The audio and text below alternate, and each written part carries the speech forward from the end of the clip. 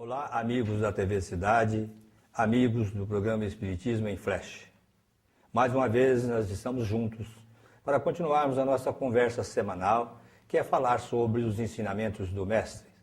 Vamos rogar a Deus, nosso Pai, a Jesus, nosso Mestre e Senhor, e a todos os nossos amigos da espiritualidade que sempre estão conosco, para que possamos fazer um programa que, ao final, você possa dizer: valeu a pena. E hoje nós estamos recebendo aqui a Marina Ferri, que veio aqui falar um pouco do Evangelho para nós, desses ensinamentos do Mestre Jesus, e também comentar um pouco sobre o que está acontecendo esta semana aqui em Taubaté a respeito do Espiritismo. Marina, muito obrigado pelo seu carinho de estar aqui conosco e gostaria que você falasse um pouco a respeito da 59ª Semana Espírita de Taubaté, 59 anos de existência, né?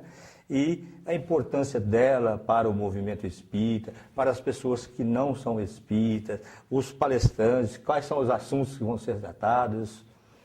Olá, meus amigos. Olá, Zé Maria, todos que estão conosco nesse instante. É uma alegria estarmos aqui. Podemos entrar ao seu lar, adentrar o seu ambiente doméstico, levando algumas palavras de iluminação.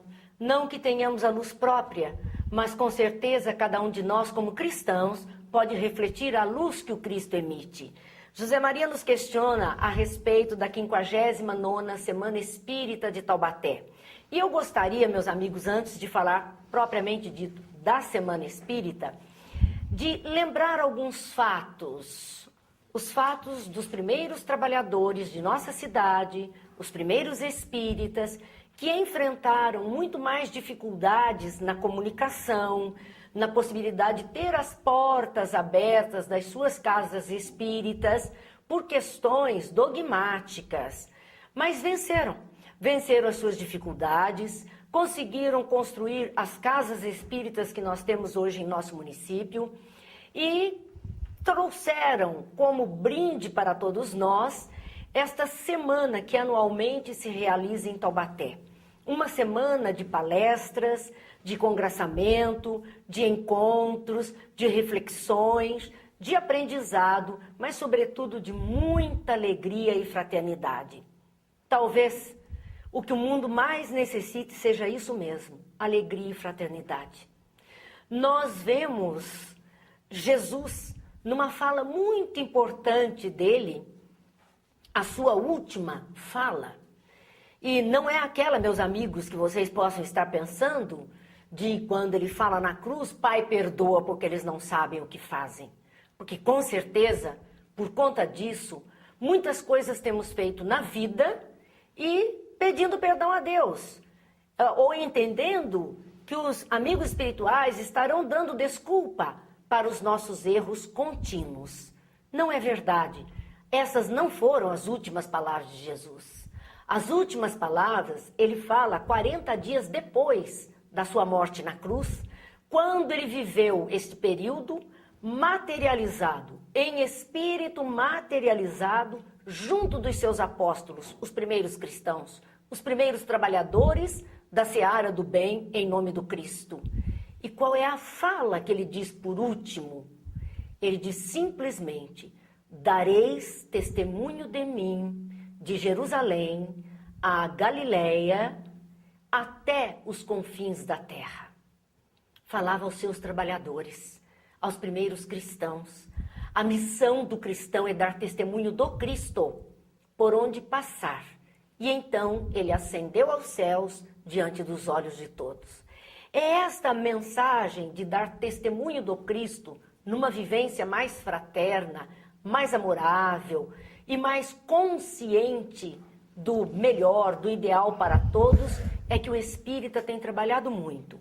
E a Semana Espírita, ela reaviva em nós essas lembranças, esses valores, para que possamos fazer o melhor pelo período de um ano, até que a próxima semana venha, haja outra vez um consenso de entendimentos, de explanações, de estudos, para que possamos nos posicionar novamente e assim alavancar a nossa vida em substratos mais sólidos com bases no cristianismo. É essa, Zé Maria, com certeza, a proposta de qualquer semana espírita que se realize. Marina, na Semana Espírita não se conversa só a respeito da doutrina espírita em si, ou da parte dogmática da religião, mas conversa sobre todos os assuntos, né? Até assuntos científicos, políticos, assuntos de ensinamentos morais mesmo,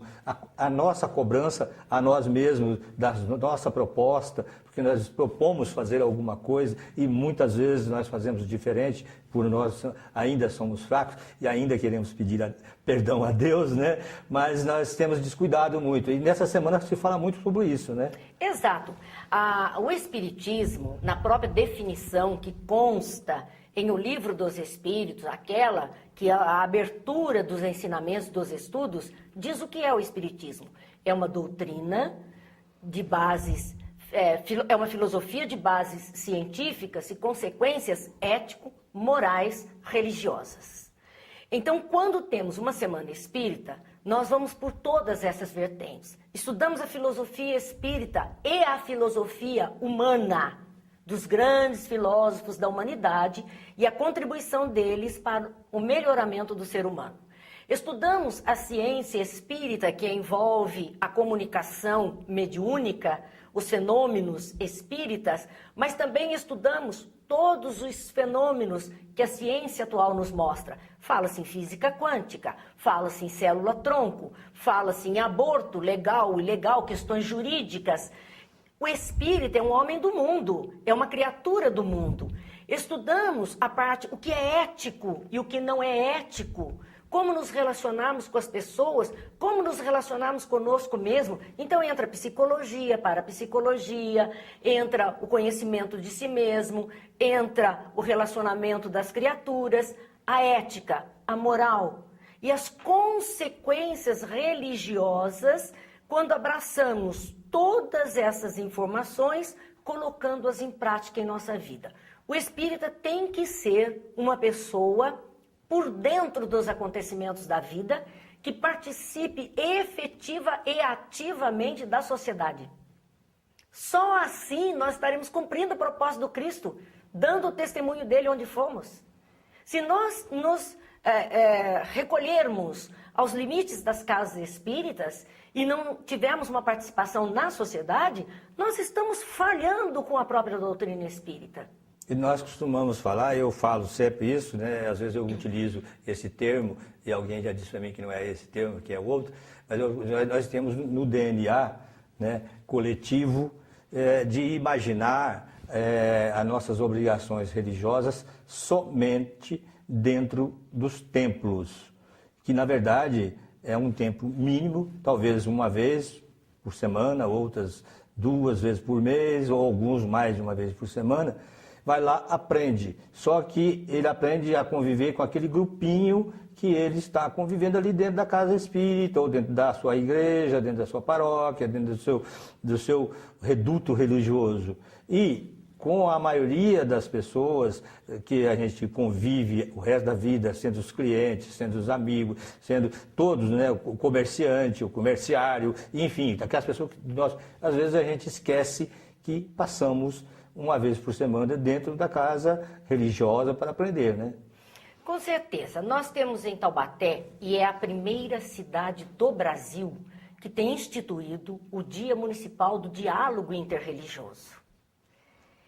Foi um passo muito grande que Taubaté deu, no sentido de que pessoas de tradições religiosas diferentes possam conviver, ainda que por tempos curtos, ou onde se encontrarem, respeitando-se mutuamente, olhando o outro como um irmão, como um filho de Deus que cada um de nós é.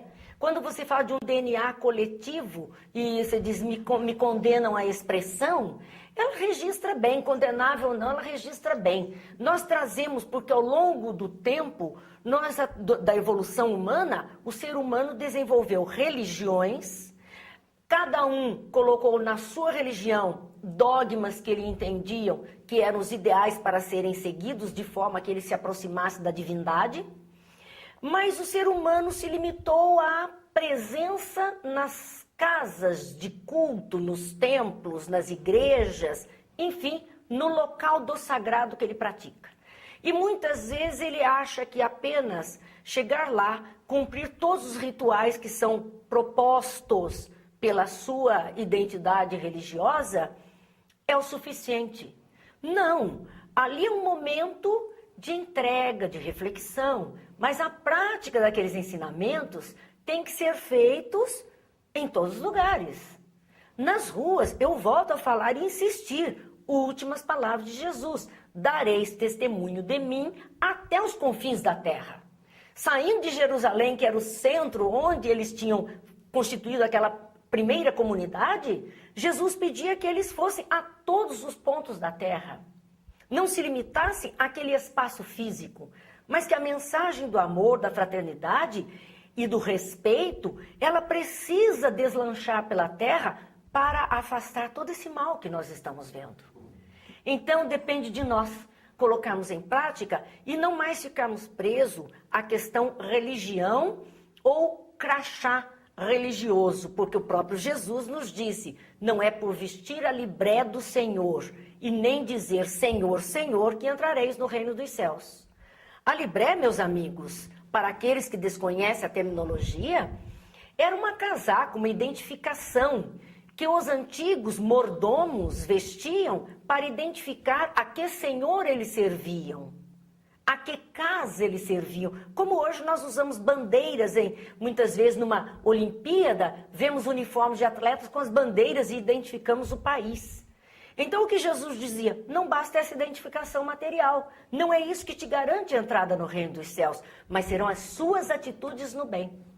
Então a proposta de termos uma semana vivendo ensinamentos, revendo, reavaliando, é uma proposta de sairmos da porta para fora com posturas diferentes em sociedade. Pois é, Marina, e você falou um termo aí muito interessante, porque nós às vezes não sabemos distinguir.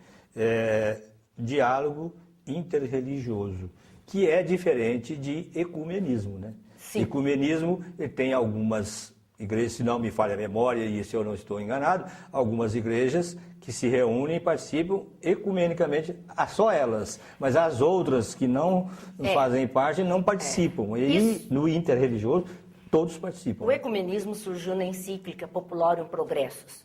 O que é que dizia o Papa João XXIII? Dizia que todos aqueles que têm tradição cristã, mas todos aqueles foram católicos, apostólicos romanos, ortodoxos e evangélicos. Apenas estes poderiam falar uma mesma língua. O ecumenismo era isso, era ter as mesmas ideias, a mesma língua e entrelaçar conhecimentos. Excluíram daí todas as outras religiões, mesmo o espiritismo, que traz como fundamento os ensinamentos de Jesus, que pauta a vida pelo evangelho, também foi excluído. E mesmo não faz algumas parte evangélicas não participam. Não. É o protestantismo secular. Ele secular, entraria. O que é hoje o pentecostal não entraria nesse diálogo. Só o secular. Então nós vemos que formou-se um grupo, excluindo todos os demais de uma mesa de conversação. O diálogo interreligioso que vem depois do ecumenismo diferencia por quê? Porque ele é a possibilidade de termos numa mesma mesa de diálogo, de conversação, pessoas das mais diferentes tradições religiosas, mostrando a sua maneira de entender. Por exemplo, nós tivemos no evento do diálogo interreligioso na Câmara Municipal de Taubaté, representantes do judaísmo, do budismo, do islamismo, Candomblé. Nós temos do candomblé, da umbanda, nós temos espíritas, católicos, protestantes de diversas tradições, igreja católica, todos, aqui em Taubaté, todas as tradições religiosas que queiram se fazer representar têm entrada livre. Cada um deles teve como tema central falar da importância da religião para a família, os valores da família.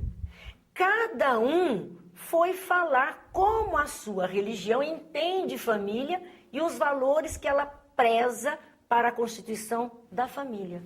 Todos ouvimos, todos participamos. Então é um diálogo onde cada um tem a liberdade, não é para agradar o outro e nem convencer o outro. Ninguém quer convencer ninguém, ninguém está para agradar ninguém. Está ali apenas para mostrar o pensamento da sua tradição religiosa.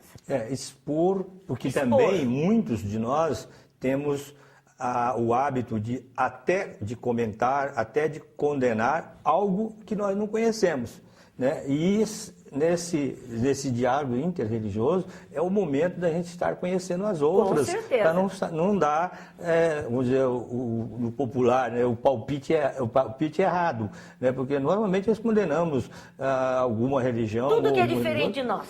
Nós condenamos. Em princípio, o homem rejeita aquilo que é diferente do que ele pensa ou do que ele faz. E por conta disso, muitas vezes ofende, magoa. E nós estamos vendo guerras no mundo por conta disso. Por desconhecimento do outro e por desrespeito ao outro. De não querer que o outro seja como é. E com isso deixa de crescer.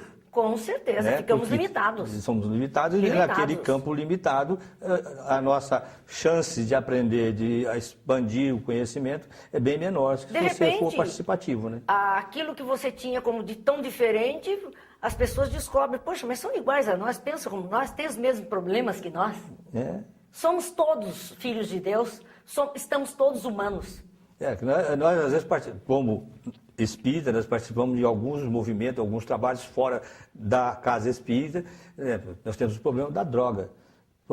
A droga, ela não escolhe a religião para pegar, né? Ela pega o evangélico, o espírita, o católico, o médico, o filho do médico, a esposa do médico, o analfabeto, a criatura simples, a criatura que está perambulando pelas ruas ou aquela que mora num castelo. Todos são atingidos, né? E isto é um trabalho que deve ser feito por todos em conjunto, porque o problema é o mesmo, né, Marina? Com certeza.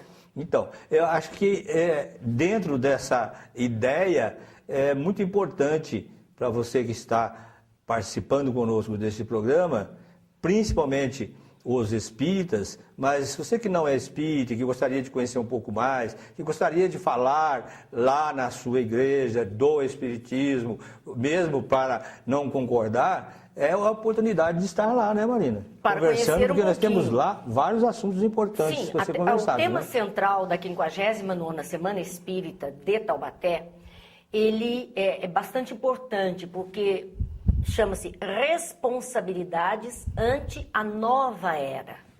Há um discurso geral de final de tempos, de mudança de tudo, de uma era nova que se aproxima, de planetas novos que chegam, enfim, tudo isso está aí borbulhando no meio do povo como um momento de mudança e uma expectativa de uma era mais feliz para a humanidade. A temática central é responsabilidades ante a chegada dessa nova era. Qual é a nossa contribuição para que essa nova era de paz, de harmonia, de bem se estabeleça na Terra? Essa é a temática central.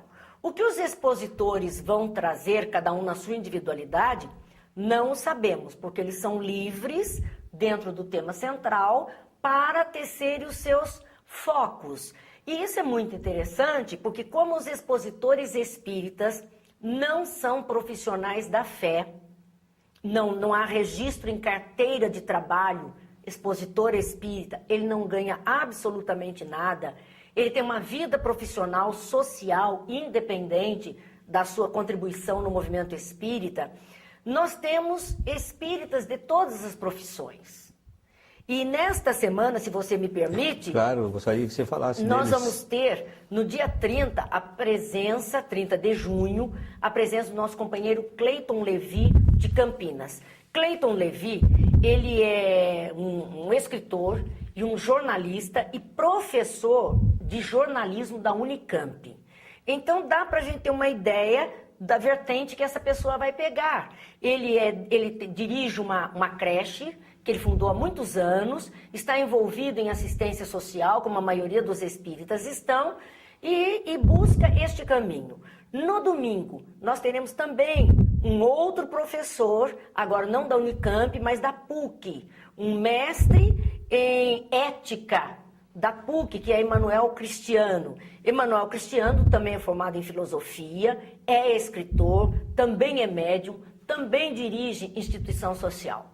E é um mestre em ética. O que é que nós podemos esperar de uma pessoa com esse perfil? Senão que traga alguma contribuição para o nosso comportamento ético em sociedade. Na segunda-feira, nós teremos aqui em Taubaté a Leila Brandão, que vem de Volta Redonda. Leila Brandão, ela é professora de matemática e física, mas ela também é especialista em educação infantil e é escritora. Você vê que ela vai verter para a família, educação, criança, escola. É muito natural isso, esperarmos isso. Eles podem nos surpreender, com certeza, mas nós estamos pegando pela maneira de ser de cada um.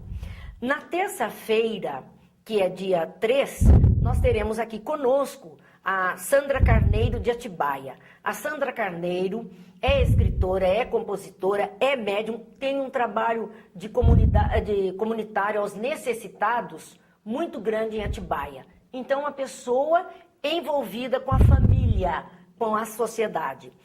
Na quarta-feira, nós teremos uma noite dedicada aos jovens. Até o expositor será um jovem expositor, que é o Paulo de Tarso Valério, da cidade de São José dos Campos. Paulo de Tarso, ele é responsável pelo grupo de estudos espíritas no Centro Espírita Paulo de Tarso, o grupo A Mocidade Caminho de Luz. Ele é um dos fundadores, é um jovem que está seguindo aí pelo caminho da diplomacia, do relacionamento, já tem uma atuação grande, estará conosco, trazendo a visão jovem deste comportamento no mundo. Se nós estamos com a expectativa das nossas responsabilidades, não são só os adultos, crianças, jovens, todos temos responsabilidade com a nova era. Na quinta-feira, quem estará conosco é o Dr. Marco Aurélio Monteiro, que ele é professor doutor em física e leciona na Escola de Engenharia de Guaratinguetá e é mestre em educação, doutor em educação para a ciência. Então, sabemos que este verte para um campo da evolução planetária, enfim, é a área que ele trabalha, é a área que ele contribui. Na sexta-feira, nós teremos, como espírita gosta de fazer tudo em família, o pai do Paulo de Tarso Valério, que é o Eduardo Valério. Doutor Eduardo Valério é promotor em São Paulo e ele é um dos fundadores da Associação Jurídica Espírita do Estado de São Paulo. Eduardo Valério estará conosco. No sábado, nós teremos um expositor que vem de Salvador, na Bahia, que é Adenauer Novaes. Adenauer Novaes é um psicólogo clínico, também formado em engenharia, tem um trabalho assistencial na Bahia muito grande e tem uma fundação que ele dirige, Fundação Lar Harmonia. A Fundação Lar Harmonia na Bahia tem 12 trabalhos sociais, 12 grandes trabalhos sociais que atendem às necessidades. Então, como nós vimos, os expositores que virão são pessoas atuantes na sociedade. São pessoas que vão contribuir com aquilo que elas já fazem na sociedade. E todos profissionais, nas mais variados campos, ali mantendo a sua vida profissional e junto dela a vida de espírita que lhes compete fazer. São pessoas formadoras de opinião. Com né? certeza. E se a gente quer ter opinião, a gente precisa buscar informações com quem as tem. Não é isso? Vivência, e eles veem as vivências, os testemunho. problemas que estão... Porque todos eles vivem a sua profissão e os problemas dela, inclusive com relacionamento, né? Exatamente, porque nós sabemos que viver, trabalhar em equipe, viver em sociedade, existem conflitos. A menor sociedade que existe, menor célula da sociedade é a família. Dentro da família, quantos conflitos? Então, é bom termos opiniões variadas, áreas variadas, Por isso que, como você disse, o Espiritismo não se prende a uma questão teológica ou dogmática. Ele é um leque muito grande, aberto para todas as vertentes da sociedade humana, onde estiver o ser humano, que tipo de vida esteja ele levando, com certeza o Espiritismo poderá estar inserido com seus ensinamentos dentro dessa condição. Ok, Marina, vamos só reforçar, a partir do dia 30 de junho, sábado agora, até o dia 7 de julho, lá no Centro Espírita União e Caridade, às 19h30, estamos lá. E no domingo, né, lembrando que no domingo, dia 8, nós temos um seminário, Temos um seminário com Adenauer Novaes na parte da manhã, e esse já tem um título mesmo, Espiritismo e o Sentido da Vida. Muito importante isso aí, e eu vou pegar um gancho no que você falou durante a nossa conversa de hoje, e vou te convidar para a gente estar aqui semana que vem, ou um dia qualquer desse que você puder, para a gente falar sobre o aborto legal, o aborto não legal, o problema que nós tivemos, a situação que nós tivemos agora recentemente com a aprovação dos anencéfalos, e na semana que vem a gente está falando sobre isso. Será um prazer estarmos aqui, trazendo a visão espírita de tudo isso. De tudo isso, E a você, meu amigo, muito obrigado pelo seu carinho de estar conosco mais esta semana. Vamos lembrar que no domingo estaremos de volta com esse mesmo programa, reprisando, é claro, e recomende aos seus amigos, convide os seus amigos, não só para ver, assistir o programa, mas também para ir lá no Centro Espírita União e Caridade, que fica ali na rua Dr. Souza Alves. Então, você é convidado da comunidade espírita de Taubaté a estar se congressando, estar trocando ideias e confraternizando, tomando um cafezinho com todos nós lá no Centro Espírita União e Caridade, na rua Dr. Souza Alves. Quero agradecer aos diretores aqui da TV Cidade, que com muito carinho abrem espaço para o nosso programa e outros programas espíritas, que eu agradeço muito ao Jefferson e à Cláudia, que têm colocado outros programas espíritas aqui nesta TV, que é de audiência muito grande em Taubaté. Nós não temos uma medida para dizer quanto nós temos de ponto no Ibope, mas ela incomoda bastante até as grandes. Então, muito bom, e a TV Cidade está mostrando isto para todos nós aqui de Taubaté.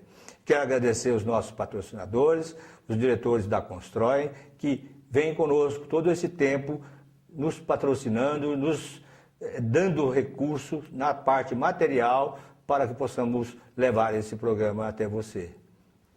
Quero agradecer a Deus, nosso Pai, a Jesus, nosso Mestre e Senhor, e a todos os nossos amigos espirituais, sejam eles os nossos espíritos de luz do movimento espírita, seja ele o santo da sua religião, seja o Espírito Santo, sejam todos os espíritos de bem que estão sempre conosco, nos iluminando. A todos, muita paz, muita felicidade e até a próxima semana.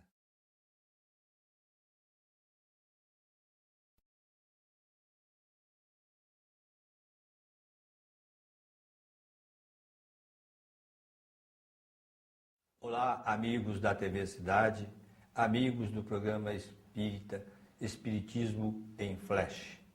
Mais uma vez nós estamos chegando até você para continuarmos a nossa conversa semanal a respeito dos ensinamentos do Mestre Jesus.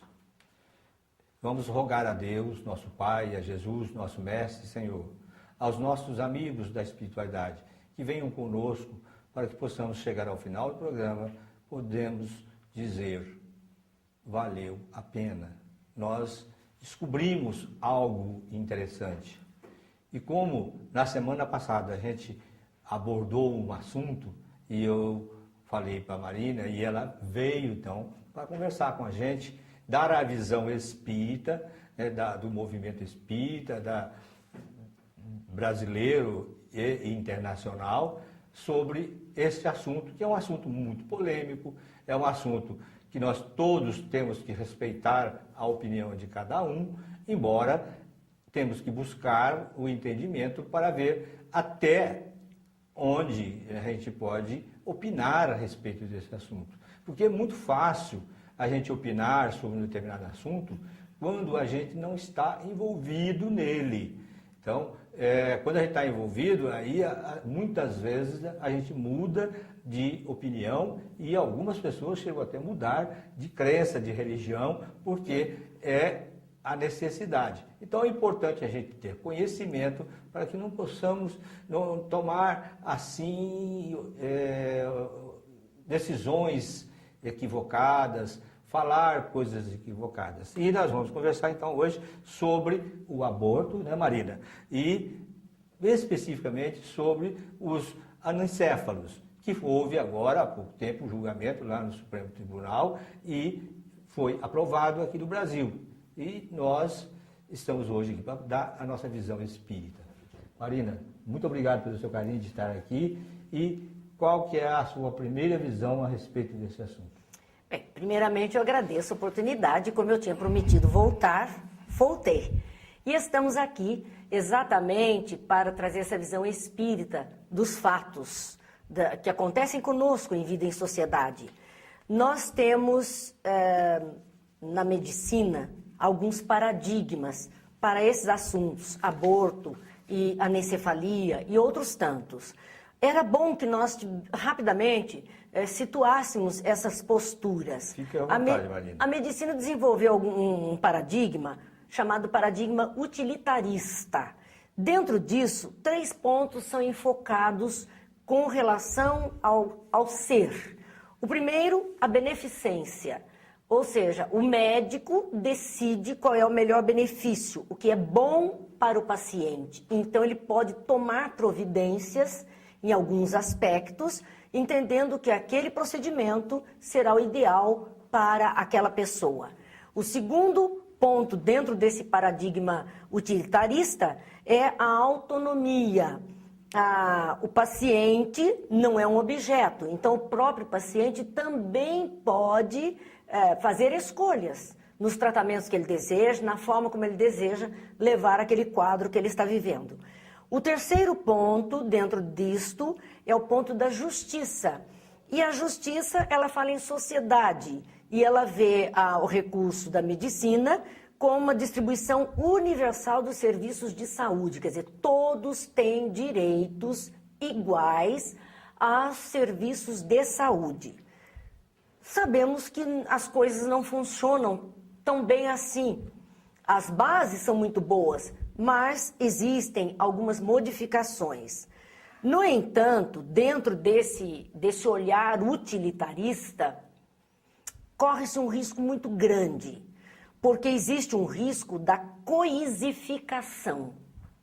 O ser humano, o embrião, no caso que vamos enfocar de aborto e abortos de anencéfalos, não ser olhado como um ser humano, mas ser olhado apenas como uma coisa que ainda não tem vida. Muitos olham com esse aspecto. É um nada. É um nada. Aquele embrião é do tamanho de uma sementinha. É um nada.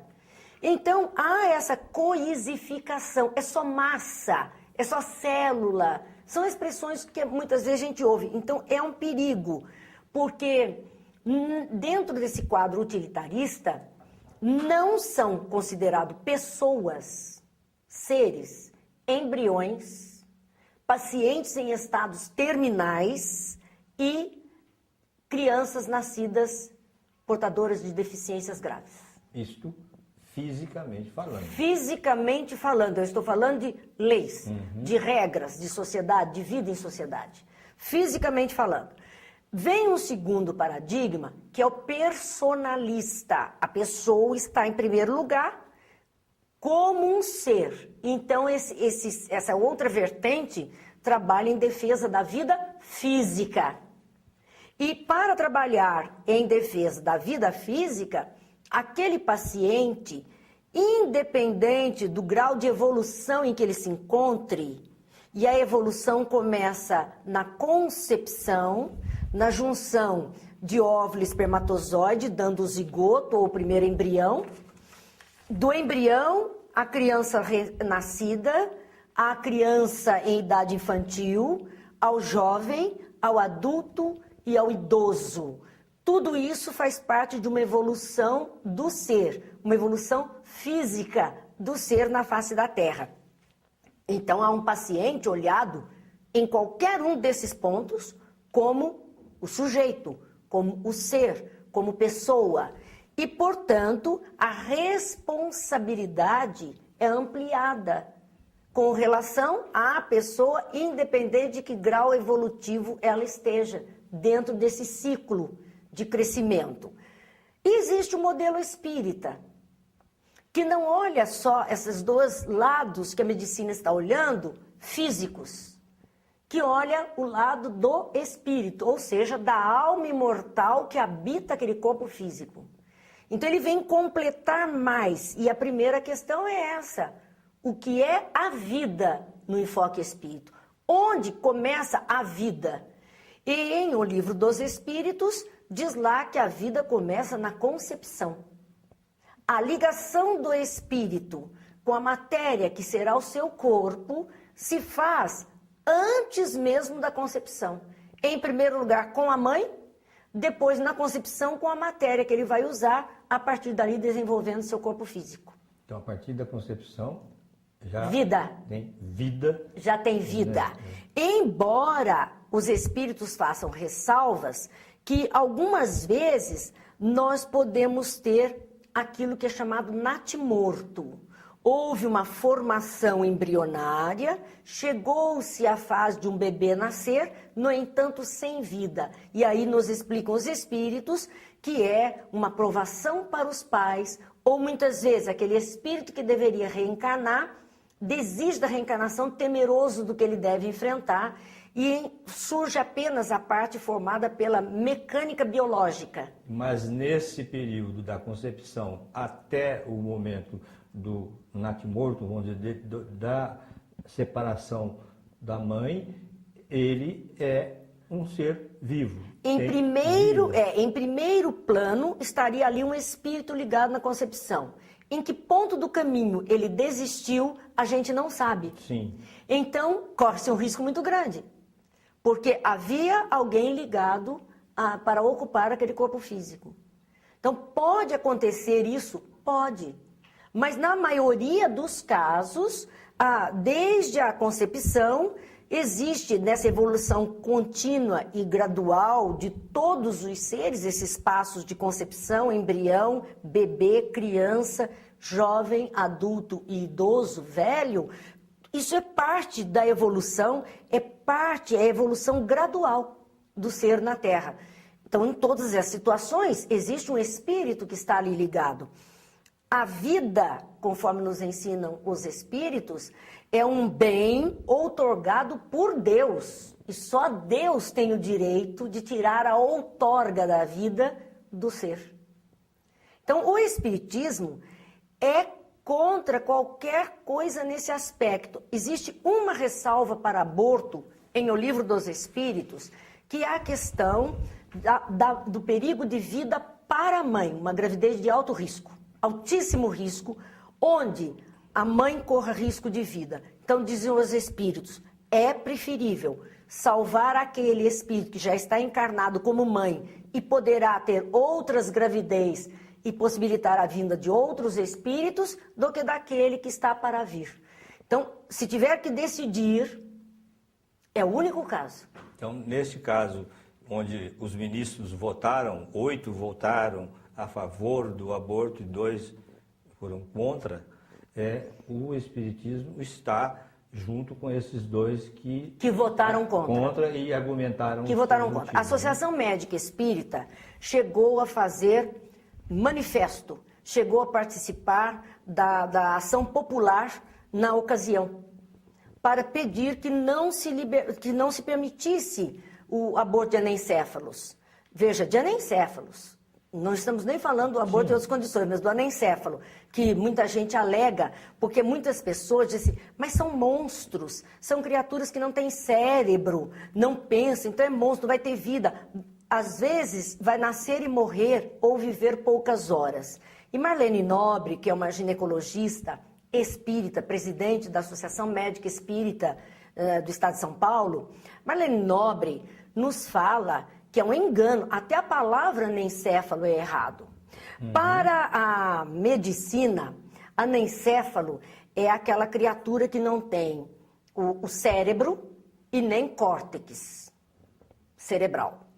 Essa é uma definição da medicina. Mas não ter cérebro não significa que não tem possibilidade de vida. Porque se ela tem um tronco encefálico, que é a primeira formação do embrião, é o tronco encefálico. Sim. Se ela tem um tronco encefálico em cima do qual as estruturas cerebrais vão se formar, este tronco encefálico por si só garante a ligação da vida. E é uma pesquisa muito recente, agora deste ano 2012, de um médico, eu não me recordo o nome, mas é um médico norte-americano, um pesquisador, e ele afirma que a vida, a alma se liga ao corpo pelo tronco encefálico, não pelo cérebro. Não, pelo cérebro. Porque nós sabemos muito bem, Marina, saindo um pouquinho do reino do humano, vamos dizer assim, mas entrando nos outros animais e também nos vegetais, por exemplo. Uma semente, ela já é uma vida daquele vegetal. Já, né? É uma árvore inteira em potencial.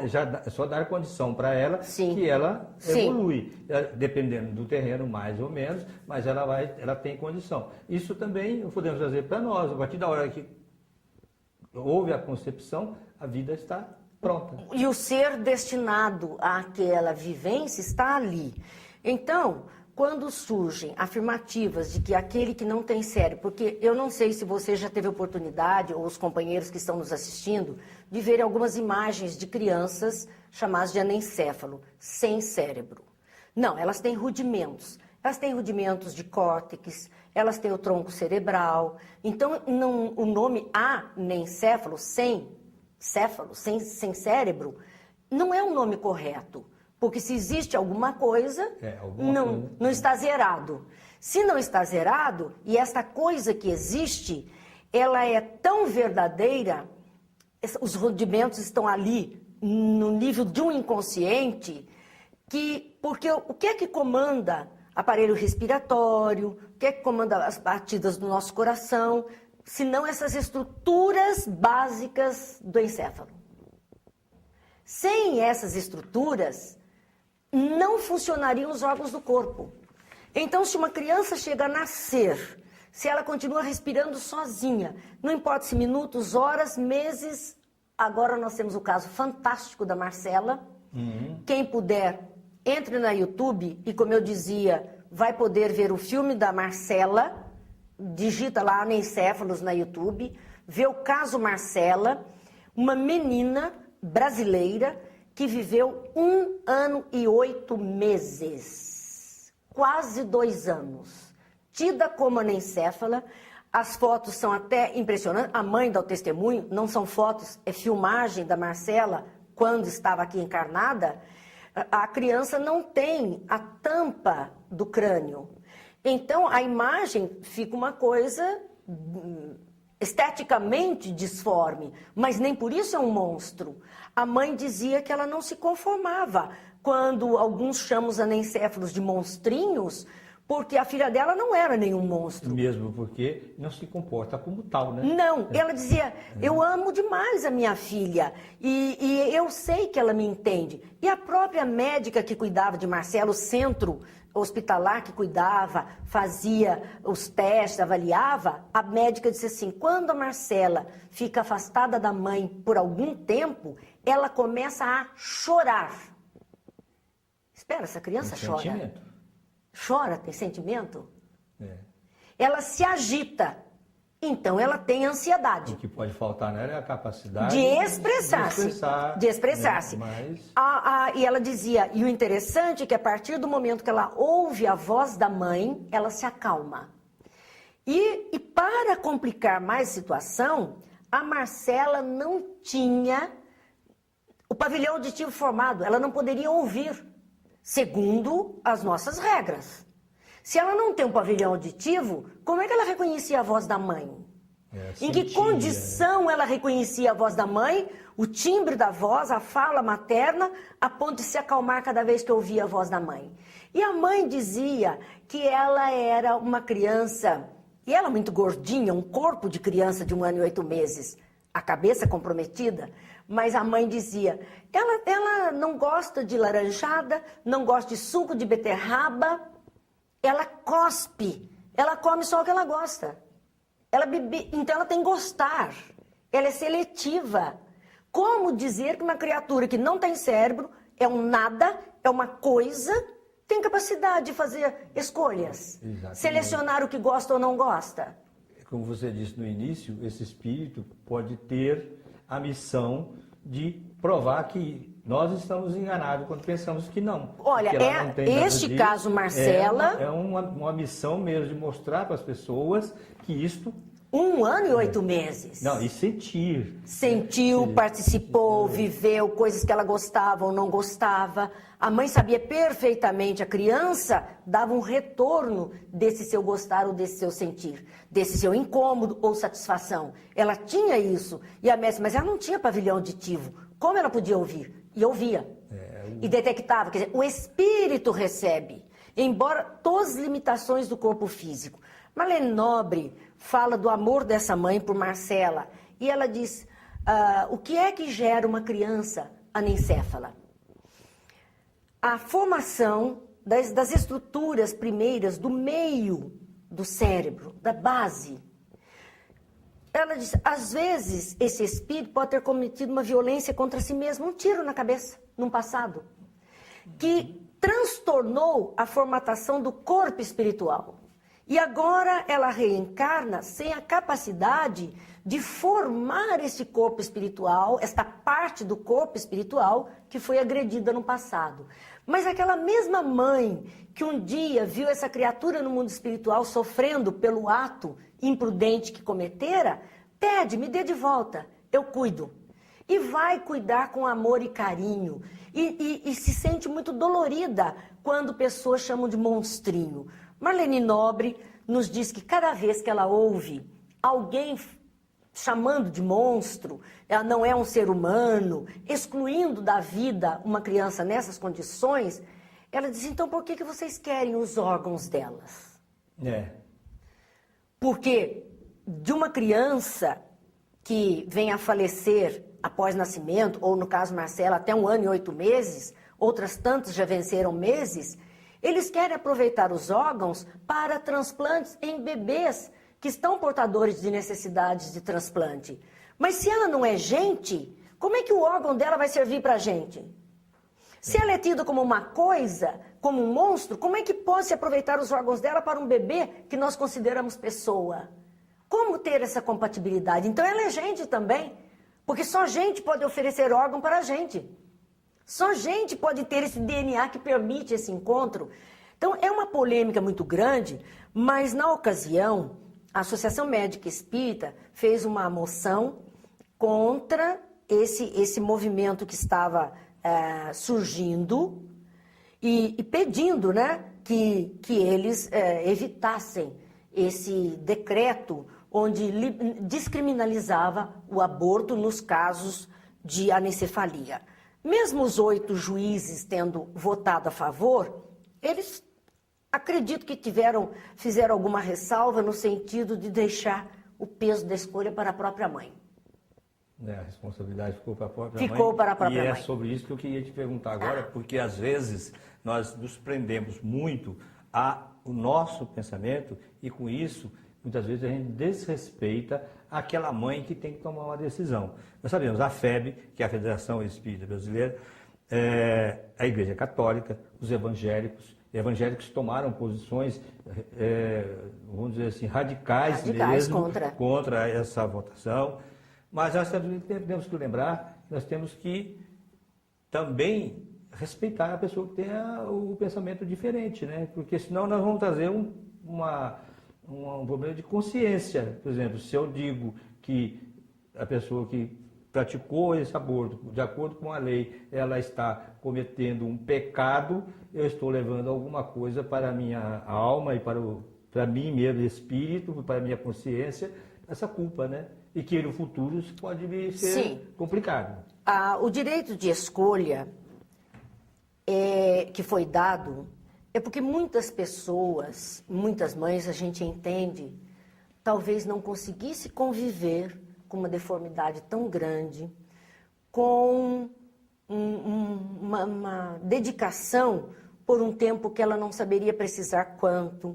Talvez ela entendesse que fosse sofrer muito mais depois que essa criança nascesse. É preciso pensar muito, porque é um ser vivo que está ali.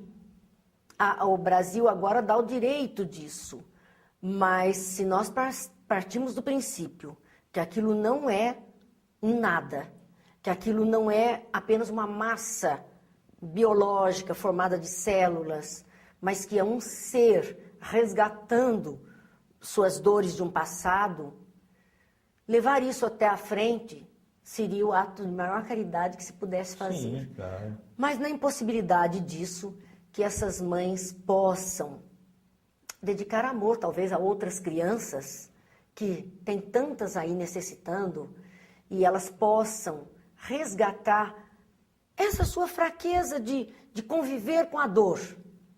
Porque nós sabemos que não é diante de todas as dores que nós temos força. Não, claro que não. Que nós não temos força. E cada um tem o direito, diferente. mas que ela resgate isso, dando amor em nome deste filho que não nasceu, a outras crianças já nascidas que precisam muito. Marina, falando em outras palavras, assumindo a postura cristã de que esse ser estava imbuído de trazer, que embora ele poderia não fazer nada, mas a vinda dele era aqui para aperfeiçoar a humanidade. Sim. Todos nós temos essa missão, né, de construir a humanidade, evoluir sempre. Quer dizer, como esta criança não teve essa oportunidade, quem decidiu por ela pode assumir uma postura diferenciada, como você falou, pegando outras crianças, aliviando muitas dores. Ajudando instituições, sabe? Ela ficou impedida por esse ato de manifestar o amor materno. E esse amor materno que está dentro dela pode vir à tona em outras situações, em outras condições. O Espiritismo, quando ele fala da vida desde a concepção, ele coloca um peso muito grande para nós. E aqui a gente até lembraria a questão da Epístola de Paulo aos Coríntios, a primeira Epístola de Paulo aos Coríntios, que é a lei do amor, dos versículos 1 a 13, quando Paulo inicia, né, ainda que eu fale a língua dos homens, dos anjos, se eu não tiver amor eu nada serei, ele também fala, ainda que eu conheça todas as ciências do universo, todas as possibilidades desse universo, todos os mistérios, ainda que eu conheça com perfeição toda a ciência da Terra, se eu não tiver caridade, não tiver amor, eu nada serei. Eu nada serei. E Chico tem uma fala muito importante que está num livro do Carlos Bacelli, O Evangelho de Chico Xavier. E ele diz assim: sem Deus no coração, as futuras gerações colocarão em risco a vida do planeta. A situação é difícil. No Brasil, o aborto é legal no caso de risco de vida da mãe, no caso de estupro. Agora, no caso dos anencéfalos, 3 condições.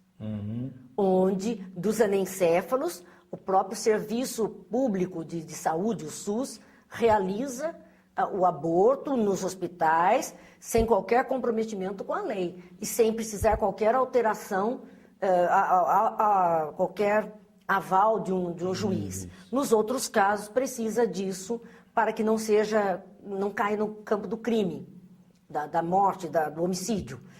Então, nós vemos ali Chico dizendo do futuro das gerações, que Deus no coração nos faz ter escolhas mais acertadas e até passar por provações que não deixa de ser a convivência com uma criança com essas necessidades, passar por essas provações com esperança, com a certeza de um dever cumprido.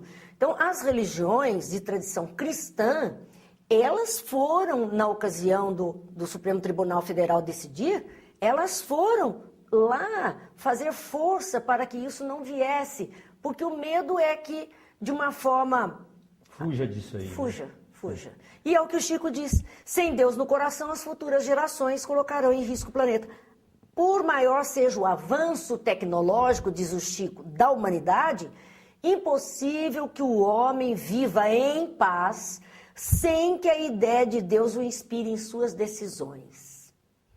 Então é muita prece, muita vibração, muito pedido de ajuda a Deus, para que as decisões sejam as melhores possíveis, as mais retas, as mais dignas, e essas decisões drásticas possam ser tomadas só em casos extremos, onde não se veja qualquer saída maior. E muito estudado. Muito refletido. Né? Eu estudando esse assunto, lendo um pouco sobre esse assunto, eu peguei uma frase de um dos articuladores. Ele diz: se a mãe for espírita, ela terá convicções a respeito do assunto e não abortará.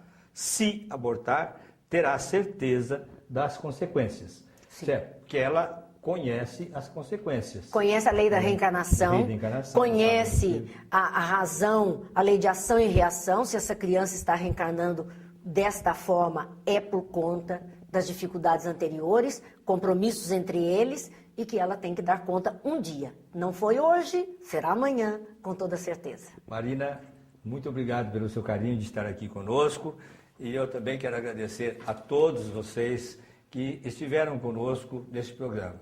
Quero deixar, aí está na telinha de vocês, o nosso e-mail, mas além do e-mail, tem o nosso Facebook, Espiritismo em Flash. Você entra lá, Espiritismo em Flash. Pode escrever que nós vamos encaminhar as suas dúvidas para as pessoas que possam te orientar, as casas espíritas que possam te receber e que você possa conversar abertamente sobre esses assuntos para tomar uma decisão quando necessário. Agradeço também os diretores aqui da TV Cidade, que nos abrem este espaço. Como falei em programas anteriores, tem outros programas espíritas que são transmitidos aqui pela TV Cidade, principalmente da TV Mundo Maior, que são expositores experientes que estão aí no Brasil todo, explicando o que é o Espiritismo. Agradeço os nossos patrocinadores, os diretores da Constrói e, por fim, agradeçamos a Deus, nosso Pai, a Jesus, nosso Mestre Senhor, e a todos os nossos amigos da espiritualidade que estiveram aqui conosco e participaram do nosso programa e continuará participando com você, nos enviando as suas questões, as suas dúvidas. Muito obrigado a todos, muita paz e até a próxima semana.